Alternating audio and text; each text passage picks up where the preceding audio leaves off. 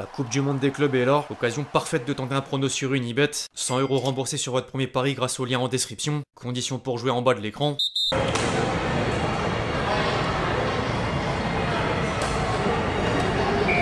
L'équipe, j'espère que vous allez bien. Aujourd'hui, suite de la série transfert, on continue d'avancer au même rythme que la Coupe du Monde des clubs. Compétition que le Paris Saint-Germain maîtrise pour l'instant à merveille après avoir battu l'Inter Miami de Messi sans trop de problèmes. Direction les quarts de finale et le Bayern. En parlant de Messi, lui aussi pourrait être tenté par un départ. La semaine dernière, une source fiable a rapporté que la star argentine discute avec l'Arabie Saoudite et en particulier avec le directeur de la Saudi Pro League pour rejoindre un club saoudien. Il est donc possible de revoir deux ovnis d'une décennie dans le même championnat. Je fais évidemment référence à Cristiano Ronaldo qui vient tout juste de prolonger avec Al Nassr. Un nouveau contrat qui plaisait au chiffre record. CR7 va percevoir un salaire de 200 millions d'euros par an, une prime à la signature jusqu'à 45 millions d'euros, prime par but marqué de près de 100 000 €, la moitié pour les passes décisives, une participation au capital du club saoudien de 15% et diverses primes sportives, dont 9 millions en cas de sacre en Saudi Pro League. C'est juste dingue. A noter qu'Al Nassr est également sur le point d'annoncer un nouvel entraîneur en la personne de Jorge Jesus, prêt à prendre la succession de Pioli. L'Arabie Saoudite continue de choquer la planète foot, mais c'est sans doute pas tout. Le néo-Messi, promu en Saudi Pro League, est sur le point de faire confiance à Christophe Galtier et recruter un certain Alexandre Lacazette. Il manque seulement quelques détails. Au passage, qui dit Alexandre Lacazette dit Olympique Lyonnais. John Textor a enfin démissionné de la présidence après la rétrogradation administrative en Ligue 2. Michel Kang prend désormais la tête de l'OL aux côtés de Michael Gerdinger, nouveau directeur général.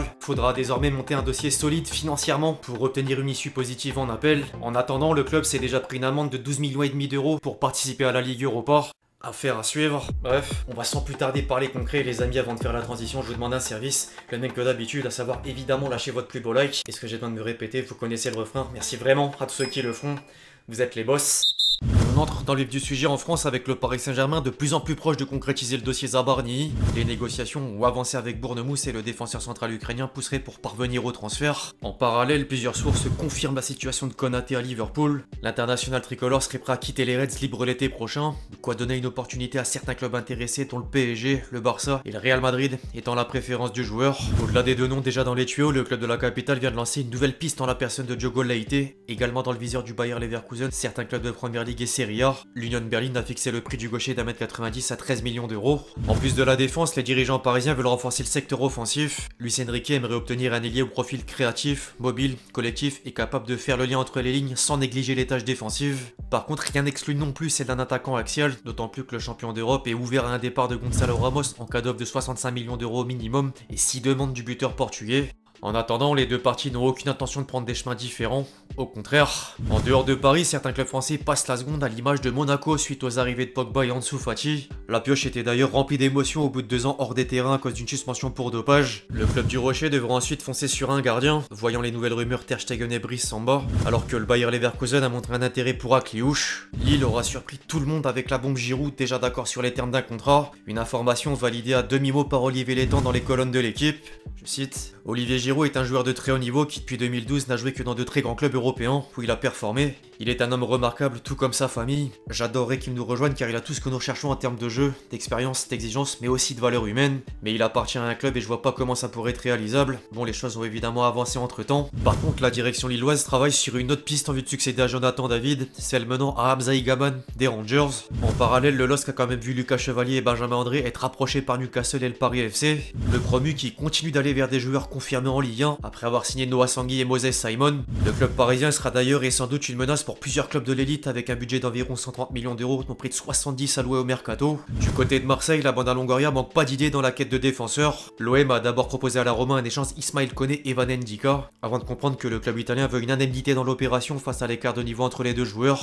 Le club olympien tenterait d'une autre part de récupérer Sacha Boé en prêt. L'arrière droit franco-belge a néanmoins l'intention de rester en Bavière alors que le Bayern attend un transfert définitif. Outre les potentielles arrivées, sinon les dirigeants marseillais avaient trouvé un accord avec le Spartak Moscou pour céder Unai contre 12 millions d'euros, mais l'international marocain a refusé le projet du club russe. Après avoir acté le prêt de Djoumaba, Nice s'est positionné sur un ailier international espoir danois du nom de William Boving. Au rayon des éventuels départs, Sunderland poussait pour convaincre Marcin Bulka avant de voir le néo-Messé prendre l'avantage. Par contre, le club anglais est quand même parvenu à contenter Strasbourg en vue de recruter Habib Diarra contre plus de 35 millions d'euros. Sacré investissement, mais sacré vente pour le Racing, qui venait de lever les options d'achat d'Homo Babidele et Amo Ameyo, en plus de miser sur une pépite de Sao Paulo en la personne d'Angelo Candido. La multipropriété peut avoir un côté positif. Au passage, en parlant du Niao Messé, le club saoudien entraîné par Christophe Galtier essaye encore de faire affaire à Lyon après avoir attiré Benrahma et Lacazette. Menacé d'une rétrogradation administrative en Ligue 2, l'OL est approché par le premier en Saudi Pro League pour Lucas Perry et Corentin Tolisso. Dans le reste des informations autour du championnat de France, Lens venait d'officialiser 4 départs, dont Nampalys Mendy, Enzola, Maturayan et Denis Petric, avant d'accélérer les dossiers d'un gardien et d'un défenseur central. Les 100 et or ont toujours Yvan Diouf comme cible prioritaire, mais le Torino est venu faire concurrence, de quoi rouvrir la piste Alban Lafont. En parallèle, les dirigeants soi pourraient bientôt boucler la signature de Carlos Terran en provenance des Chicago Fire. Le Stade Rennais discute quant à lui avec Birmingham pour refourguer Furuhachi, tandis que le FC Nantes a vu Nicolas Palois partir librement à Reims et Herba Guirassy être convoité par Bruges. Place désormais autour d'horizon des cadres européens, on démarre comme souvent en Angleterre, où Liverpool vient d'annoncer une troisième arrivée du nom de Milos Kerkez. Le vainqueur de la Première Ligue ferait maintenant partie des prétendants pour Hugo Ekitike face au possible départ de Darwin Nunez à Naples. En parlant de départ, les Reds sont sur le point de vendre Jarell Quansah au Bayer Leverkusen en incluant une clause de rachat de 60 millions d'euros. Outre Liverpool, Chelsea continue d'investir massivement. Les Blues ont aligné plus de 100 millions d'euros sur Jimmy Gittens et Joao Pedro.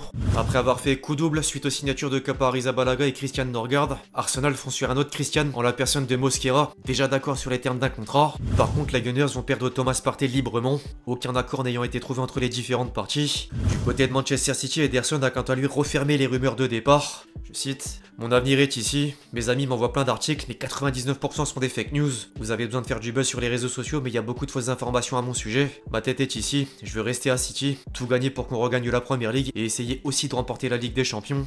Mon esprit est tourné vers le club. Direction l'Espagne, maintenant, où le Barça pourrait encore rater Nico Williams. Le clan du joueur a demandé des garanties d'inscription jugées inacceptables par les dirigeants du club catalan. Du coup, les négociations sont au point mort. L'Athletic Bilbao avait d'ailleurs intenté une action auprès de la Liga pour prouver l'incapacité des Blaugrana à réaliser l'opération, une manœuvre inappropriée pour Juan Laporta. Je cite: « Je le dis avec du respect, mais que chacun s'occupe de ses affaires. Je comprends pas que l'Athletic aille parler du Barça à la Liga. Je pense qu'ils n'ont pas à faire ça, mais bon, ils font ce qu'ils veulent. Nous n'avons rien à cacher et c'est ce que nous allons essayer de faire. Saisir les opportunités du marché. Et je vais pas parler de joueurs, je parle des opportunités du marché qui sont nombreuses, et en ce sens, nous y sommes. Nous sommes prêts à profiter d'une clause libératoire si une opportunité de marché exige de la payer, et le Barça est prêt à faire le nécessaire si nous décidons de saisir cette opportunité. » En parallèle, l'Atlético Madrid bouge dans tous les sens. Les colchoneros sont en passe d'annoncer les arrivées de Johnny Cardozo, Matteo Ruggieri et Alex Baena pour près de 100 millions d'euros, et également quelques départs, dont Reinildo, proche de Sunderland, et Rodrigo Riquelme, parti pour le Betis en vue de remplacer Jesus Rodriguez, transféré à Com contre 22,5 millions d'euros. En parlant de Com, on poursuit en Italie, où le club entraîné par Fabregas est également entré en contact avec l'AC Milan pour faire les coups Morata et Malick Thiaw. Le club lombard s'apprête quant à lui à valider les arrivées de Modric et Samuel Ricci, plus la vente de Théo Hernandez à Al Hilal. Naples va recruter Noah Long et prêter Rafa Marin à Villarreal. Après avoir conservé Zalewski de façon définitive, l'Inter est sur le point d'acter la signature de Yohan Boni contre 25 millions d'euros. L'Atalanta s'est entendu avec Southampton pour le transfert de l'ancien Rennais Souleymana, alors que la Roma devrait récupérer pas moins de 20 millions d'euros en envoyant Tammy Abraham au Beşiktaş. Puis pour boucler la boucle, du côté de l'Allemagne, Leipzig a nommé un nouvel entraîneur en la personne d'Ole Werner. Dortmund vient de céder Youssouf Moukoko à Copenhague contre 5 millions d'euros. Le Bayern serait tombé d'accord avec la révélation de l'Euro Espoir Nick Voltema 2 sur les termes d'un contrat de 5 ans, tandis que le Bayer Leverkusen va signer Malik Tillman pour près de 40 millions d'euros. Le champion d'Allemagne 2024 met les mains à la poche après la vente de Florian Wirtz. Quant au reste des officiels, Brentford fait confiance à Kate Andrews en vue de succéder à Thomas Frank. Burnley relance Toine Zebe, libre de tout contrat. La Fiorentina s'est offert Jacopo Fazzini pour 10 millions d'euros. L'Udinese prolonge un certain Florian Thauvin un an supplémentaire. Le PSV Eindhoven fait de même avec Ivan Perisic. Julien Stéphan rebondit sur le banc de QPR. Enfin, des nouvelles d'Hachim Mastour. L'ancienne gloire marocaine file au Virtus Verona en 3ème division italienne. Une destinée toujours plus regrettable, bien que respectable. Bref, l'équipe, c'est tout pour cette vidéo sur les dernières rumeurs autour du mercato estival. J'espère qu'elle vous a plu. Je compte sur vous si c'est le cas pour lâcher votre plus beau like. N'hésitez pas à me donner vos avis en commentaire sur toutes les infos du jour. Puis d'ici là, on se retrouve très vite sur la chaîne pour de nouvelles vidéos. C'était Lexchi. Ciao, ciao.